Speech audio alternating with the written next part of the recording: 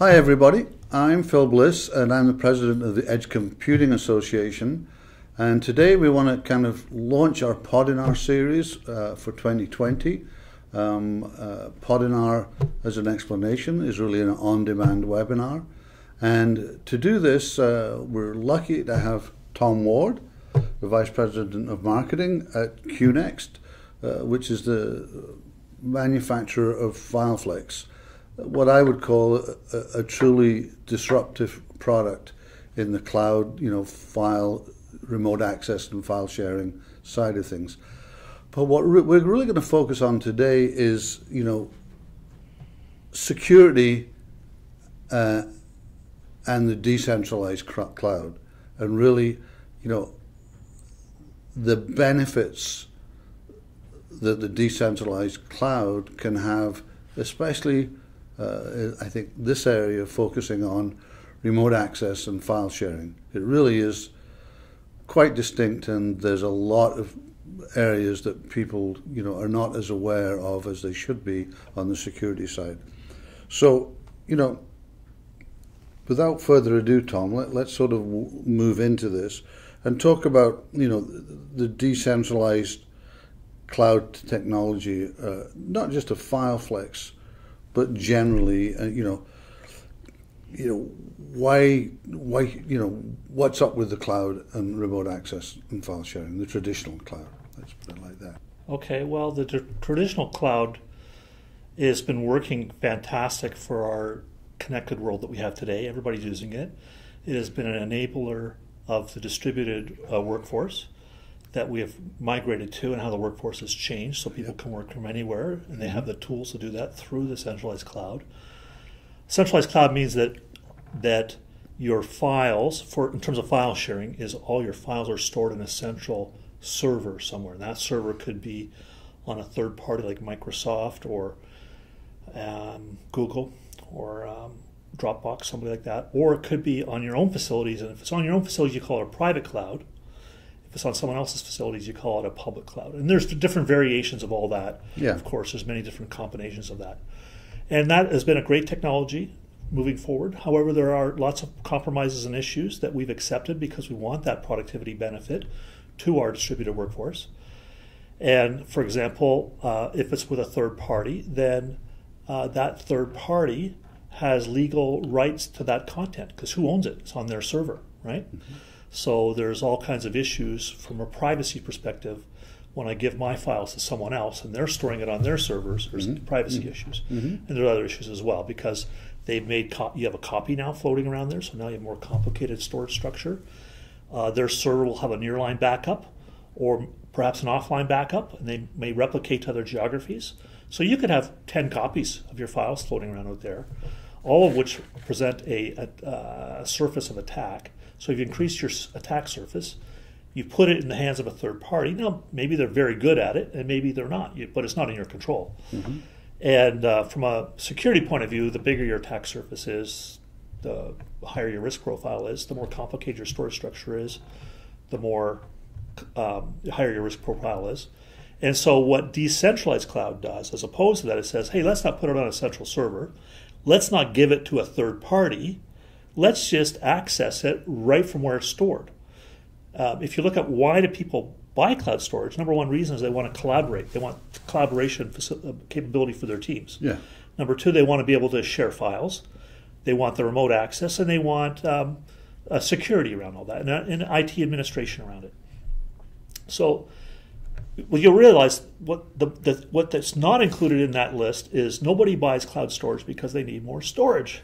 They just don't need storage, right? Please got lots of storage. That's a good point. Good point. Suppose you could just add those capabilities to your own storage.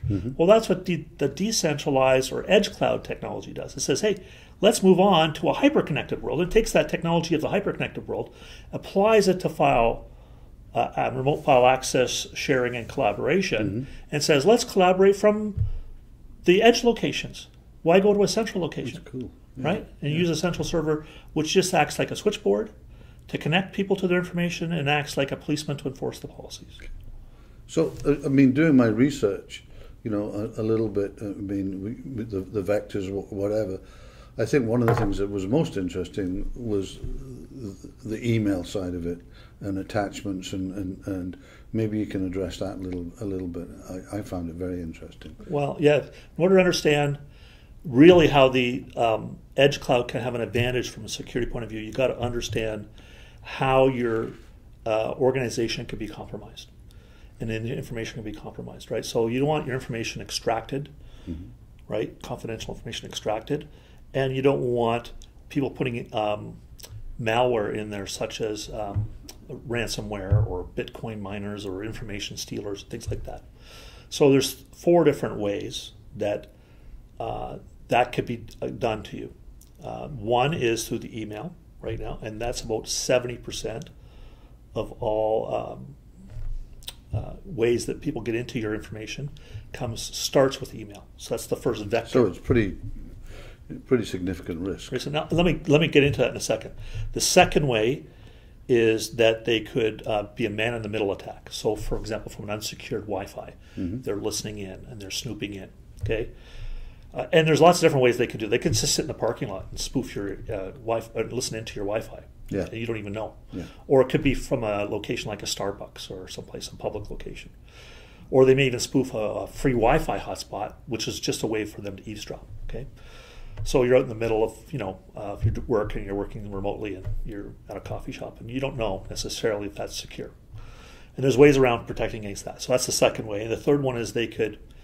that's the one WeWork just got themselves into all kinds of trouble with, I think, on that. Yeah, WeWork did. Yeah. I mean, because it's a real world, thing, Yeah, their Wi-Fi wasn't well secured, and so you could get access to up to somebody got access to 700 devices, got people's passwords and sort of banking credentials and all kinds of things, apparently, from WeWork. And they alerted WeWork and they didn't want to do anything about it, and then so they went public with it. And then another way is that if you're using third parties, I kind of just alluded to this, if you're using third parties, then now your storage is outside of your firewall. And there's legal ways that particularly governments and law enforcement and foreign governments can get into that storage without your knowledge. Okay, so they could be extracting your information without your knowledge.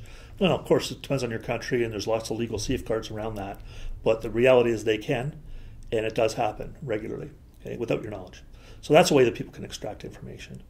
And the other one is just through unsecured devices. So you leave your laptop on, and somebody can come onto it, and or they get your credentials, they steal your credentials to a phishing attack, and they try and get in there. So there's different ways of protecting access that basically everybody uses, like two-factor authentication and maybe device authentications. Like, for example, we use device authentication and two-factor authentication to protect against that. So if somebody got your credentials and came on and tried to access your information through your credentials, they say, okay, you have to be on a device which we've already authorized for Phil.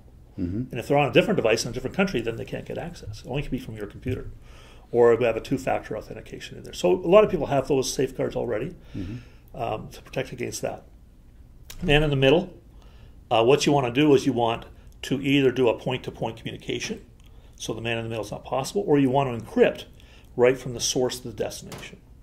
And so you encrypt not just the tunnel, the data tunnel, like an SSL tunnel, but you encrypt the data as it goes through the tunnel. So anybody that is intercepting that at any point, they just get encrypted data. So we do that through 2 ways. We do it through two layers of encryption, where we encrypt both the data stream and the tunnel, and we also can generate the encryption keys inside the secure enclave of the Intel chip. So if you're on an Intel-based Windows computer, the keys are also protected. So even if the computer is infected with malware, nobody can get the keys because they're not generated inside the system memory. They're generated in a very secure enclave technology that Intel's developed for to have security even on compromised systems. So that goes into the man in the middle. And then the last one is the email, which is 70% of your attacks. So the way the email works is somebody knows who you are, and they might impersonate somebody that you know, and they spoof an email address. So, for example, maybe it's to you from your accounting department. And they say, Phil, here's an important invoice for you to open and approve. Okay? it's not really from your accounting department. It's from somebody you know. They know you. They've got enough intelligence about your information to know who you are. So that's called a spear-phishing attack. Mm-hmm. And then they send you an email. You think it's from your accounting department, and you think it looks like a Word file. 40% of these emails would have a Word file. Or it might have a file sharing link to a Word file, which might be on a public service. And so you would then either click the link and download the file, or you would open the file. The moment you open the file, it's not really a Word file. It's gonna have a script in there which downloads malware onto your computer. Or if it's a link, then it downloads the malware onto your computer. Then that malware gets on your computer and it tries to snoop out your credentials. Once it gets ability to know who you are and what your credentials are, then it will move the attacker will move laterally through your organization to find the real valuable stuff in your company. Maybe it's not you, Mm-hmm. you're just a doorway. And so then it finds the server, puts ransomware in the server, and when they've kind of figured out all your servers, they put ransomware on all your servers, and one day you come in the office and all your servers are encrypted, and you can't get in until you pay up. So they get into your organization and they have your servers, they lock you out, Mm-hmm. and then you got to pay up, right? So that's the vector in. So how do you protect against those things? Right.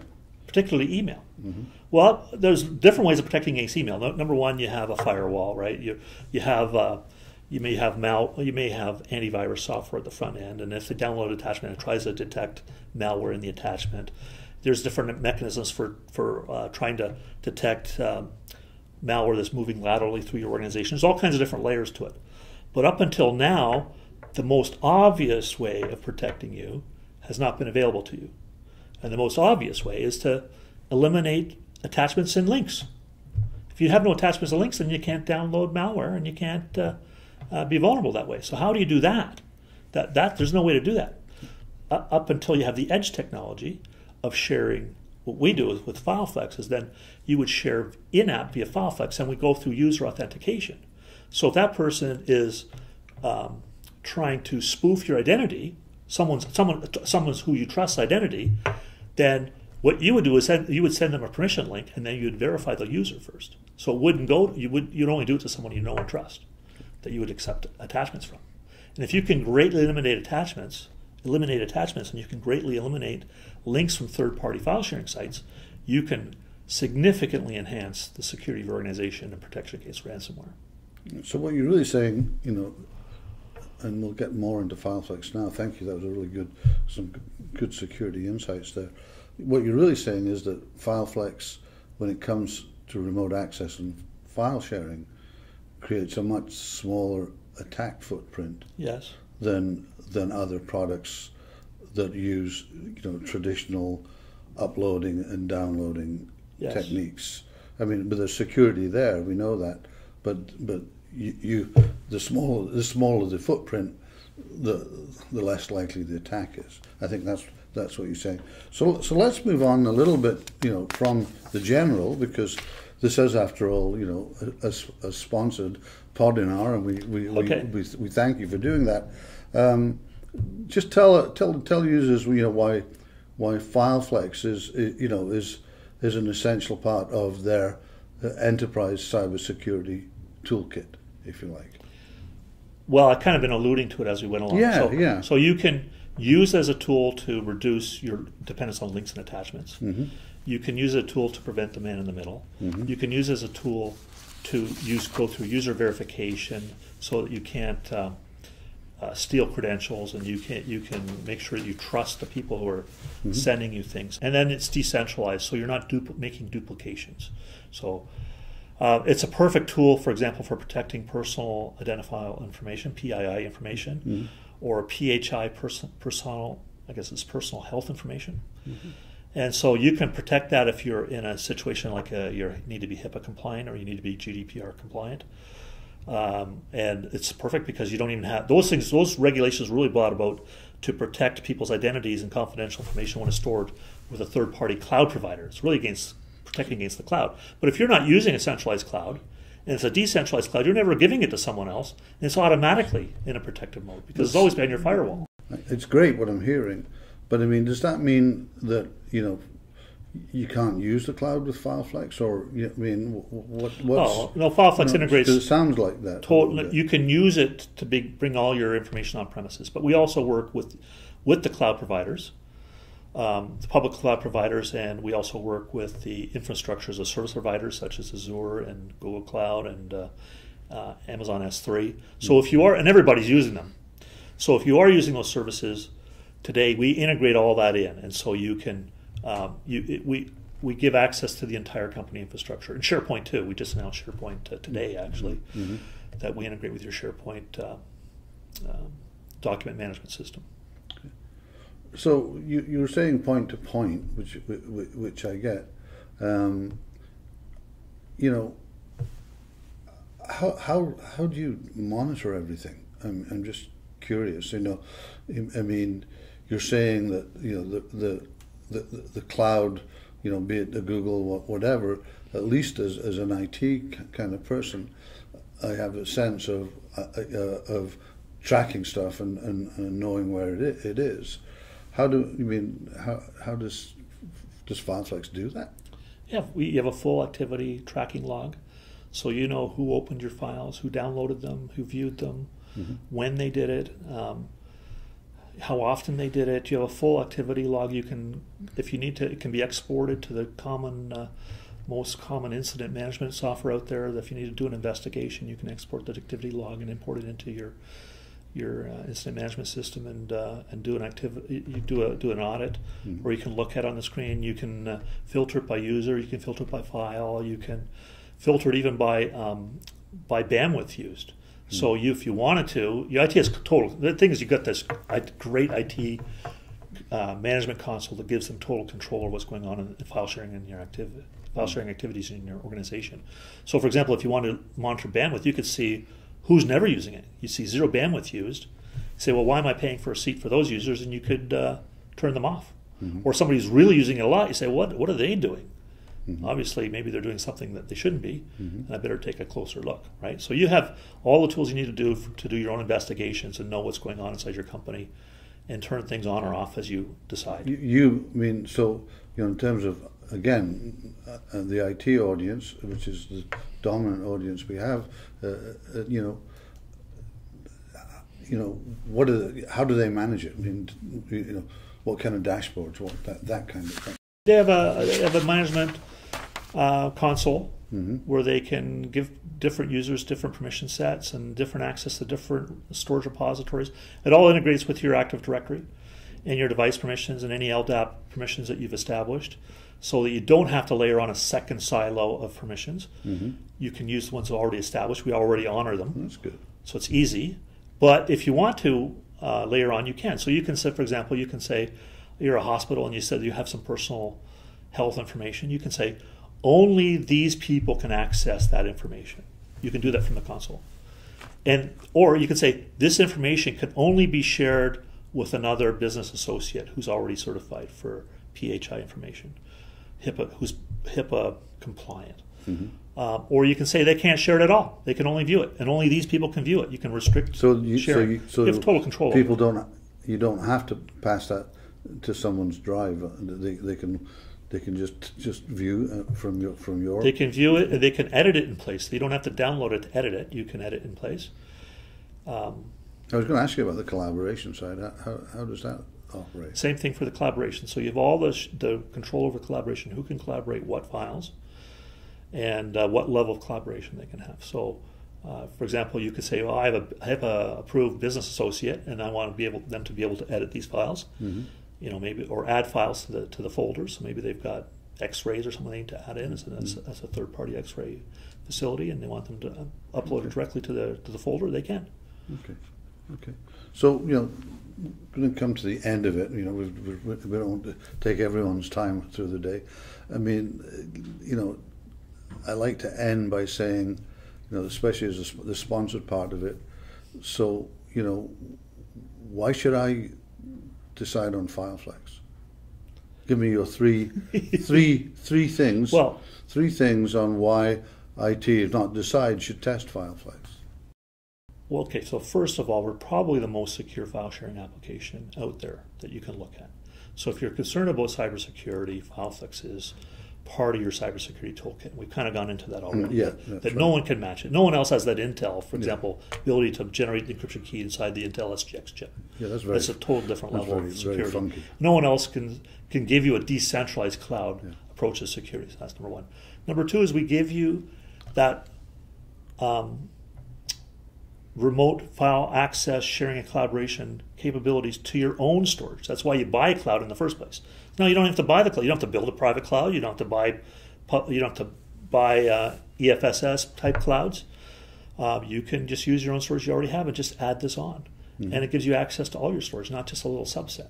So those, I would say those are probably your main reasons: security, the ease of access, and the ability to integrate your entire company, not just a subset that you've duplicated. Okay, Tom. Thank you. Interesting. How can people get a hold of you if they need to? Just go to www.fileflex.com. Okay. Thank you. And thanks everyone for looking and listening. And I hope to see you again at the next Edge Computing Association Podnar.